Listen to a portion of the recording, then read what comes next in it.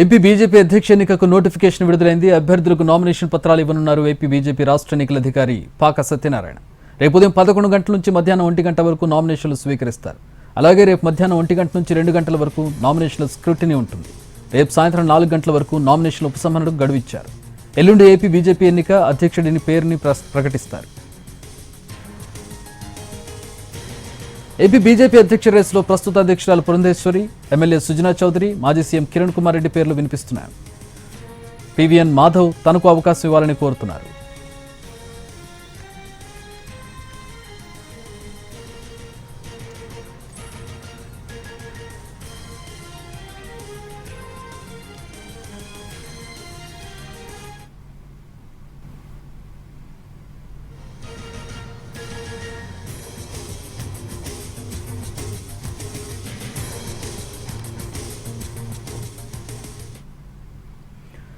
Right, AP రాష్ట్ర BJP అధ్యక్షుడి ఎన్నికకు సంబంధించి అక్కడ ఎడ్జ్ ఉన్నటువంటి నేతలకు సంబంధించి పూర్తి వివరాలు తెలుసుకుందాం. మా ప్రతినిధి రామ్ జాయిన్ అవుతూ ఉన్నారు. రామ్, ఎవరెవరి పేర్లు ప్రముఖంగా వినిపిస్తున్నాయి, ఎవరికి ఎడ్జ్ ఎక్కువ కనపడుతుంది, ఈక్వేషన్స్ ఏంటి?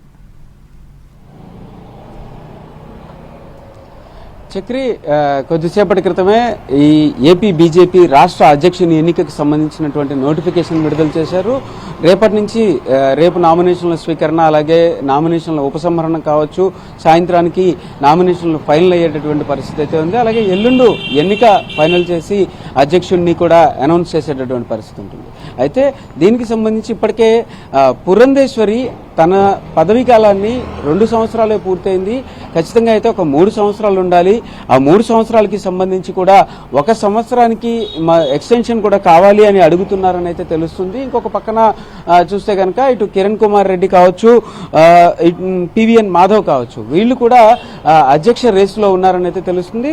కిరణ్ కుమార్ రెడ్డి కూడా ఖచ్చితంగా, అంటే కిరణ్ కుమార్ రెడ్డికి ఇప్పటిదాకా గుర్తింపు కలిగినటువంటి పదవి ఏది కూడా రాని నేపథ్యంలో కూడా, అలాగే సీనియర్ నేత, అలాగే ఇంకొక పక్కన మాజీ సీఎంగా ఉంటూ అటు కాంగ్రెస్ నుంచి బీజేపీకి వచ్చినటువంటి పరిస్థితుల్లో కూడా ఆయనకి ఒక గుర్తింపుని ఇవ్వాలి అనే ఆలోచనలో కూడా ఆయనకి అధ్యక్ష పదవికి అవకాశం ఇస్తారు అన్న ఆలోచనలో కూడా కొంత కనిపిస్తున్న పరిస్థితి అయితే ఉంది. ఇంకొక పక్కన పివిఎన్ మాధవ్ కూడా రేస్లో ఉన్నారనేది తెలుస్తుంది. ఈ విధంగా ఇంకా ఉన్నటువంటి వాళ్ళందరికీ కూడా, అంటే ఎంతవరకు అవకాశం ఉన్నటువంటి వాళ్ళందరూ కూడా, అంటే ఇప్పటి వరకు చాలా మంది పేర్లు అయితే కూడా ఆశావాహుల్లో వినిపించాయి. వాళ్ళందరూ కూడా నామినేషన్ వేస్తారని అయితే ఆశిస్తున్నారు. కానీ ఇప్పటికే బీజేపీ ఉన్నటువంటి విధానం ప్రకారం అయితే మాత్రం ఖచ్చితంగా ఒకళ్ళనైతే ఫిక్స్ చేసి ఉంటారు అని కూడా కొంత ఊహాగానాలు అయితే వినబడుతున్నాయి. Chakri, all right, thanks for the updates Ram.